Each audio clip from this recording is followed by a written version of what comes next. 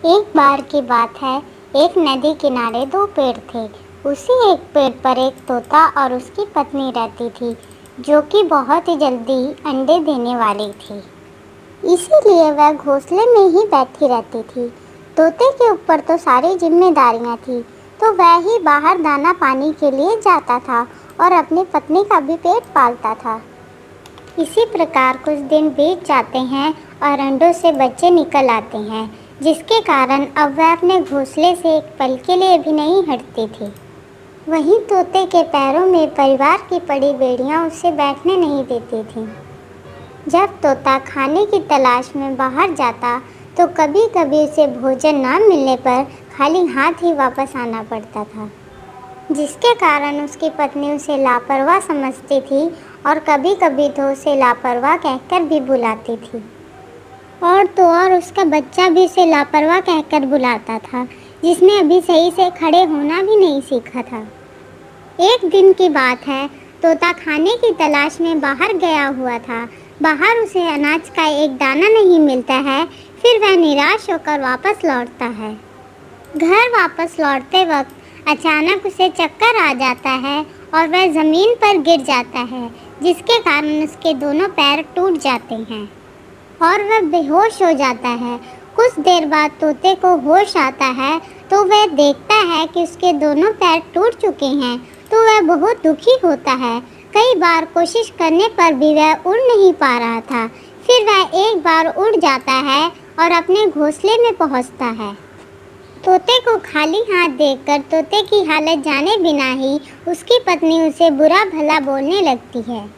फिर तोता उसे सारी बात बताता है, तो उसकी पत्नी कहती है, क्या तुम्हारे अंदर इतनी भी शक्ति नहीं बची है कि तुम सही से उड़ सको? पैर तोड़कर बैठ गए ताकि तुम्हें मेहनत ना करनी पड़े। अब तुमसे कुछ नहीं होगा, जो करना है वो मैं खुद करूँगी, तुम घर बैठ जाओ।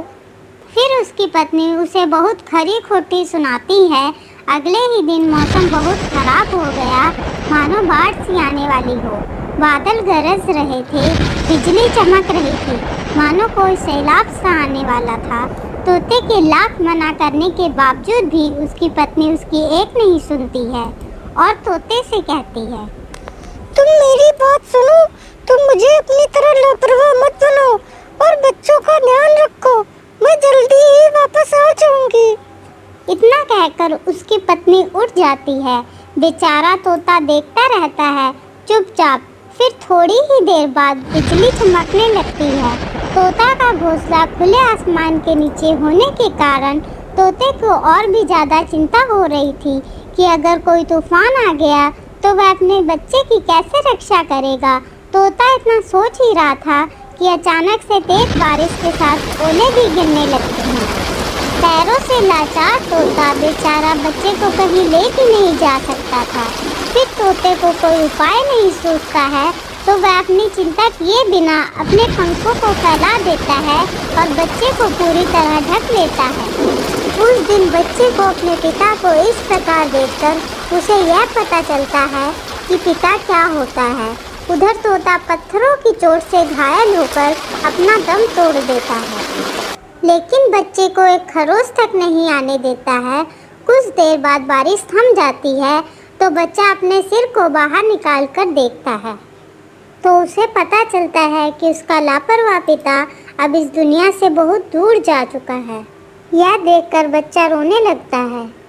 कुछ देर बाद उसकी पत्नी आती है, तो वह देखती है कि तोता दुनिया को अलविदा कहकर जा चुका है, तो उसकी पत्नी गम में डूब जाती है और अपने आप को कोसने लगती है।